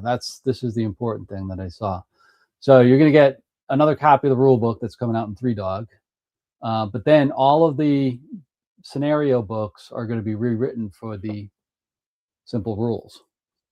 So you can see there's scenario books for all of the games we just mentioned with the simple rules, plus new play raid cards. Presumably there's significant changes to warrant that. Now, there's the real question for me here is there's 4 counter sheets. They're adding 4 counter sheets. Now, are these just changes for administrative counters, or are they actually unit counter changes? That's one of the questions I have in my mind right now, coming out. And then I really like this because people have probably heard me say this too. There's this 11x17 2-sided mini map of Rutherford's Farm and Getty's Stand from 1864. Both of these are in Death Valley. And Rutherford's Farms, I tell people, is probably the best introductory scenario in Great Battles of the American Civil War, because it very low counter density, very little scenario specific rules, and you can get right into the game and start playing it and working at division level and things like that. So I think they're including that in there. That's my guess, just based on that. But that I think is pretty good. It looks like this is mostly, this looks to me like the game that you have is still in effect. They're just going to give you all the documentation and whatever counters they're talking about. Yep. What's the contour packs though? Player aid charts? Player aid? Yeah, I don't know what they're doing with that. That's another good question. I know within Death Valley there is one scenario that has 50-foot contour levels, and that was McDowell, the last one I played. Those are 50-foot contours, but I thought that was just LSO. LOS. Right. And, everything else was 25. So I don't know if they're doing anything with the contours, or not contours, but anything with the line of sight rules. You got to figure they do, because one of the top 5 gripes I hear about is people can't figure out line of sight. Right. Yep. Line of sight is tough. I agree. So they've probably done something with that. Don't know. I noticed something else here too. I missed this before. Look at this. That's Nathan Mueller right there. Yeah. Is that the same guy you're talking about for Panzer Grenadier? Yes. Yep. Oh, I see a two-pronged attack if we can get him on. Look at this. They're putting the player's guide. I wonder if this is the same player's guide that's in By Swords and Bayonets. Oh, good question. That would be nice. That would be nice. No. It's got to be. That's got to be a player's guide based off the simple rules. Oh, okay. That Maybe would you're be right. my guess. Yeah. Because I get it. And like I said, I did not accept this at first, but Dick laid the boom on me, and I completely get it. You need to draw some more people into a fantastic system. Sure. And look what starter kit's done for ASL. I'll guarantee you that crowd has increased. Yeah. No. No, it could be very good. I mean, you got the starter kit with that. You've also, Great Battles of History has that simple rule set as well. That still gets plenty of play in there too. So we'll see. I mean, I'm intrigued. I'm definitely going to be looking into this, and I want to see it, because if it gets people started, and you get somebody into it, and they get the basics, and then they can graduate to the later rules if they want to. That's not a bad thing. Right. I need to reach out to Dick. Yeah. Get him, So, get him, anyways, get him on and talk to him. That's what it's all about. Yeah, I think it's going to be. I mean, I know the approach, they've really taken their time with it, and I know between working on with Three Dog and all the other games they've got that they're going to be popping before long. That's a lot of work. And Nathan, I'm assuming Nathan's pretty much doing all this on his own, isn't he? I haven't heard too much about it. I think he is. I think he's got some other people he's roped in as well. Because, like I said, I recognized another name on the list of designers. So gonna have to reach out to him and see what his thoughts are. Probably the same thing, but we'll see if we can get Nathan come on, just like we had Mark on, and talk about this, particularly with Three Dog coming out. And well, I'm pumped up for it. I'm still pumped up for Three Dog, and definitely every delay that takes is just heart wrenching. That's going to be, we're going to jump all over that the minute it drops. Yeah, all over it. Yeah. So, and I'm hoping Ross can pull a rabbit out of his hat. Oh yeah. Well, I'm dropping a hint at one of my New Year's things here. I do want to get a big Great Battles, American Civil War back on the table before that comes out, just to refresh all the nooks and crannies of the rules with it. Not sure yet which one, but I got some ideas. Joey struggling with line of sight. I find that hard to believe, sir. I really do. But I get it. I mean, it's, I did the one little quickie on Into the Woods, but there's a lot to it. There's a lot to it. I mean, the guys really dug deep, and they get deeper and deeper with each box that comes out. It'd be nice to see the simplified rules, maybe making that a little easier. I don't know. I just hate to see a good system with, there's guys right here in the chat that have put it on the table and have taken it down because it was just, they were, they struggle with it. I keep trying to think, is there a system in my world that I've set up in the rule? Well, Goss is that's a killer. Goss is a killer. But some of these guys in here, I know for a fact, they can handle Goss like it's nothing. Yeah. So I guess to each his own, but still, all in all, excited about that. And can't wait to see it. And I will look at the simple stuff and see if I can't do some stuff on it. And maybe we can do an episode on it, chit-chatting about it once we understand it. How many pages did it say is in that rule book? 16 page? 16. Yeah. I think they're really trying to keep it small. Well, we'll get it. We'll look through it. We'll see how much. I think what it is if you're a hardcore ACW tactical player, if I don't want to be that person that nitpicks the basic rules to death. No, this was not real. This one, I need to comprehend it from the other perspective of, making the game playable in a lighter mode. Yep. So well, we'll see how that goes. So anyhow, I think Yeah, I'm going to call it a night. I'll post I was up. gonna say it's coming up to the top of the second hour here. Hopefully everybody had fun with the chit chat and stuff like that. There's Todd coming on. Good, we can talk with him about this real quick. Yeah, this is a good comment from Richard. GBACW is hard to learn but fun to play. Yeah, takes time. So Todd Lee, I doubt you're going to be around, but we have decided we're going to do a Battle of the Bulge show Saturday night. Microphone muted. I got you. Hold on. No, I don't either. There you go. Nope. There you go. No one else can control me but me. I'm sorry. Okay, cool. Yeah, I'll check. Yeah, I'm gonna pose the question that I'm refusing to put out there. I think we'll have a really good discussion about it. Okay. So, and maybe we'll talk about some of the games. And I know we've done a Bulge thing before, but I think this will be interesting. So I'm gonna post that as soon as we get off here. But it'll be good. We were just talking about the Simple Rules GBACW box are going to be submitting. Yeah, I saw that. Rules and stuff in it. So that's that'll be pretty cool. Yeah. He says the guy that's doing the Simple Rules for GBACW is one of the guys for Panzer Grenadier that Camp's going to try to reach out to. Yeah, no, I don't know if I don't know if he's the same one for Panzer Grenadier. I don't know about that, but right. I know the guy for GBACW. We'll see. We'll ask him. Yeah.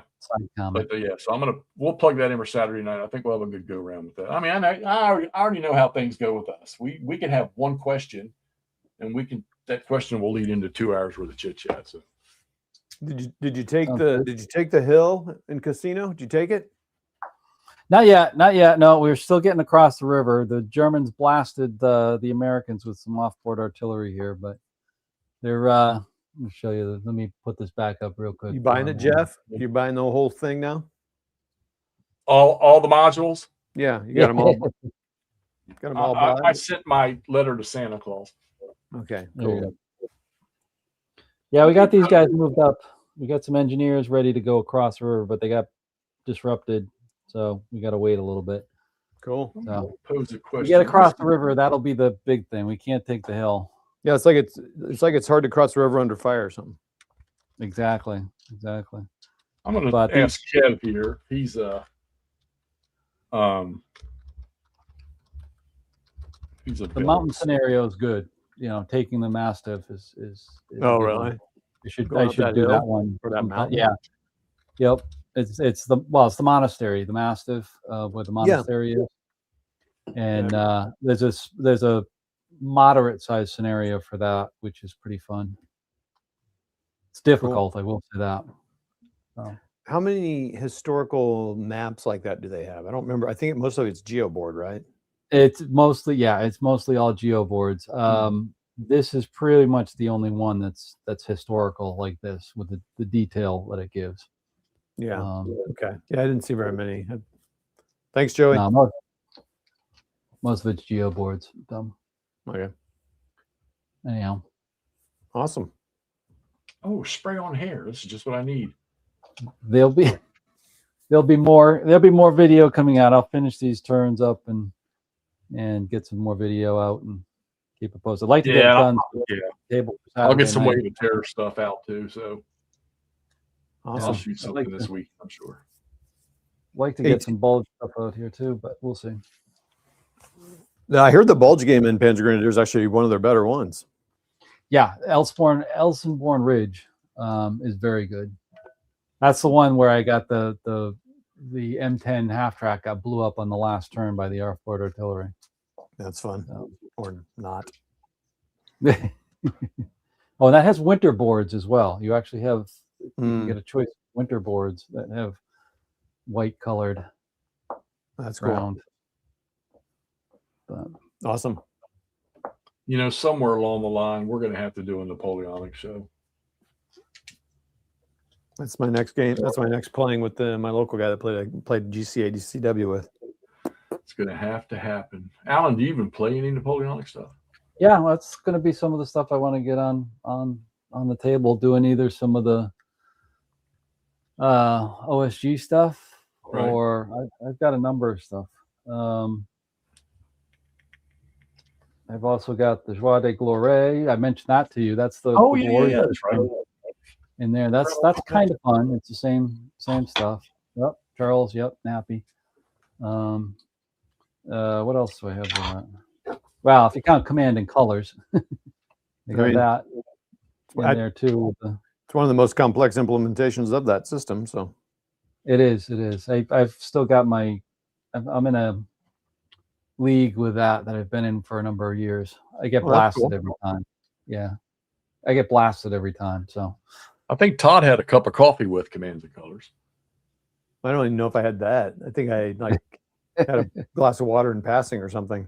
Smelt the aroma. Is that it? I smelled the box and like, man, I'm good.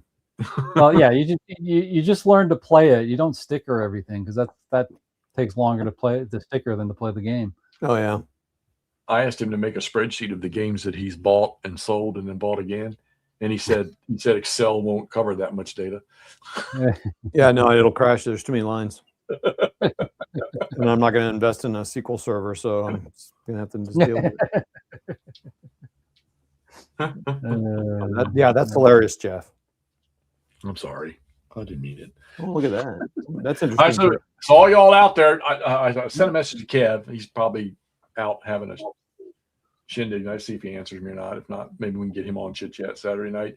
But I'll go ahead and post for the Battle of the Bulge. You all out there in chat land, start thinking about if there's any questions you want to throw at us, or some good memories or bad memories or games that you like in the Battle of the Bulge. And I'm going to pose an interesting question that hopefully a lot of y'all can respond. Yeah, because he has been playing GTS Race for Bastogne, so it'd be interesting. Yeah, I know it's not. He's struggling with that system, but it's still Bulge, so that's cool. And he keeps going back and forth with it too. I haven't watched and listened to a lot of stuff, but there you go, Jeff. You need a Doom Battalion. No, I've got the new Doom Battalions. The only one I don't have is I don't. the new one with the Brits in the desert, and what's it called? Hollow Legions. I don't have the new one of that. Mainly Italian, Joe. Italians, yeah. Italian, yeah. That's the only one I don't have the new one on. I pretty much got all the new stuff. I mean, as far as core boxes go. Right. Yeah, the only one I don't have is Hakapale. Oh no, I don't have. I'm sorry, I don't have that. I didn't buy it. I was gonna buy that and I didn't. So the Finns, yeah. Yeah, but I think Todd, we were discussing, do we really need that? I mean, I think they're going to come out with a historical module on it, but that'll be a couple of years. So I don't know. I wouldn't. I think it's it's an interesting thing, but I'm good. That's another point of discussion because they keep talking about all these hassles they're coming out with. I'm like, oh man, I may not even buy all those hassles. I don't know. We'll see. Never ending. I mean, it's great. I think it's cool, and that's my favorite part of ASL. But I don't know. Well, yeah, because I like historic. That's I'm good with it though. All right, cool. I'm gonna go get out of that thing. I'll get the video posted for Saturday night. That's Sounds at least good. 3 of us. Maybe giving Murray password on him. I don't know if Ross is going to be back or not. So, well, you guys, thanks for coming on. Battle of the Bulge discussion Saturday night. Try to get Kev on here. If I can get him on here, we'll just go round and round and see if I can't piss off the whole world. Sounds good. All right. See y'all later. Bye. Bye. Bye.